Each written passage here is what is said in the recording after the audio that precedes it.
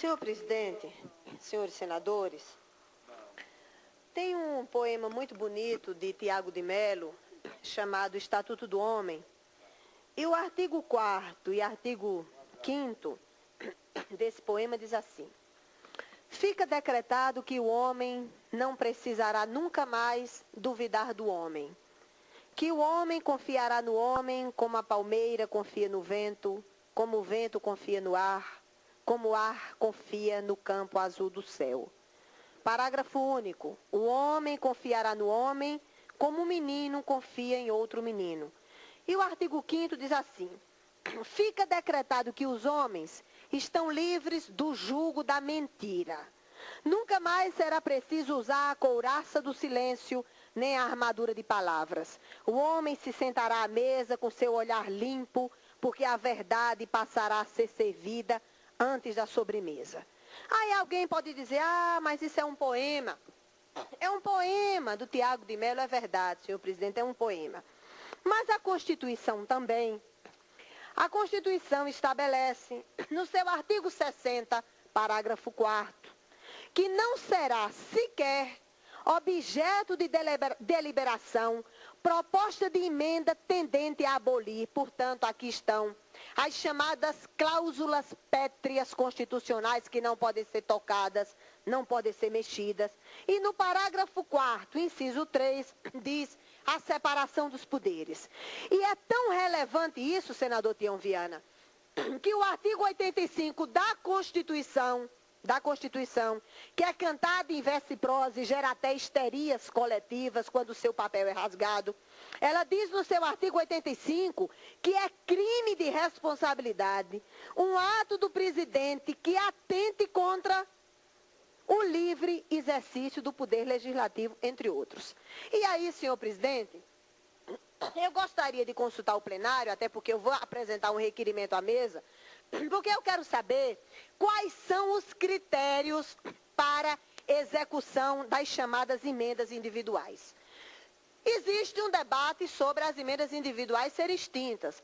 Até aí tudo bem. Se for para extinguir as emendas individuais, embora saibamos nós que muitos municípios só sobrevivem ou fazem algumas pequenas obras de infraestrutura com as emendas individuais, se é para acabar, tudo muito bem. Só que não se acaba, e as emendas individuais hoje virou uma verdadeira moeda no mundo dos negócios da política. No mundo dos negócios da política, a liberação de emendas individuais virou verdadeiramente um balcão de negócios sujos. Ora, nós assistimos estarrecidos pelos meios de comunicação, todo aquele rol de emendas individuais que são executadas e são liberadas, conforme as conveniências estabelecidas em alguma votação na Câmara. Ora é a flexibilização da legislação trabalhista, ora é alguma emenda que seja compatível com os interesses, medíocres interesses do governo. E eu quero saber o que é que efetivamente possibilita a liberação de uma emenda individual. Eu quero saber.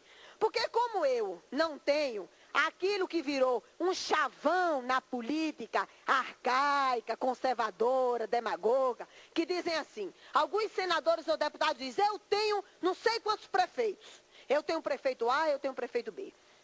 Como eu, graças a Deus, o Partido dos Trabalhadores não tem, entre aspas, porque quem deve ter é o povo, mas não tem nenhum prefeito filiado ao PT.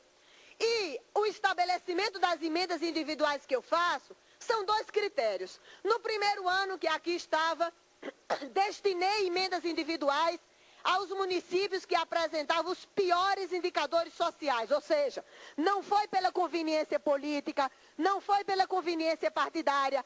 Os municípios que apresentavam os piores indicadores sociais, a eles eu deleguei as emendas individuais que não foram executadas.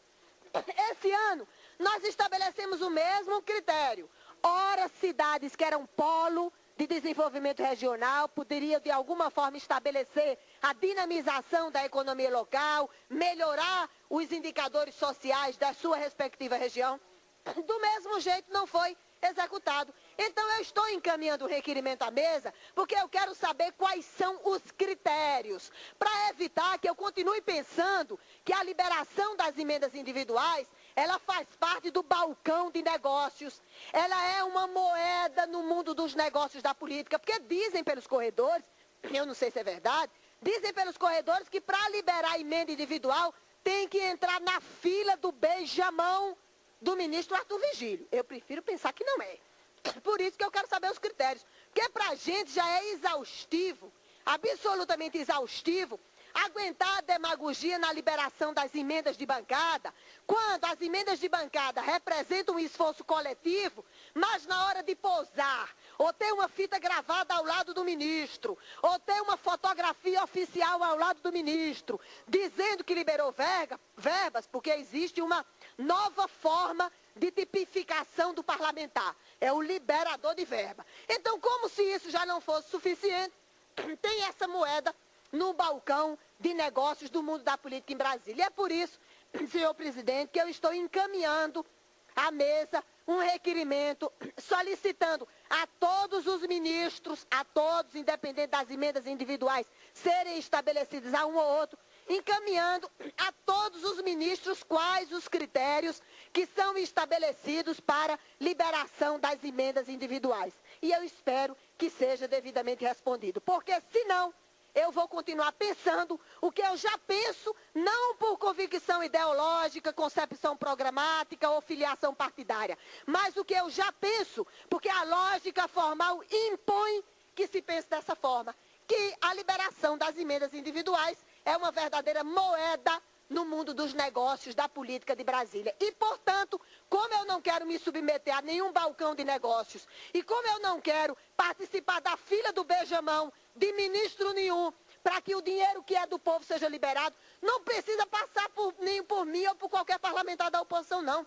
Libere o recurso para o povo. Podem ir lá fazer a demagogia deles na hora da entrega das obras a serem executadas e feitas com dinheiro. Mas se o dinheiro é do povo, efetivamente precisa que seja liberado para os municípios de Alagoas, os municípios do Acre, os municípios de todos os estados, inclusive aqueles estados onde tem parlamentares que são da oposição. É só, presidente, estarei encaminhando o requerimento à mesa e quero que seja respondido quais os critérios da liberação das emendas individuais.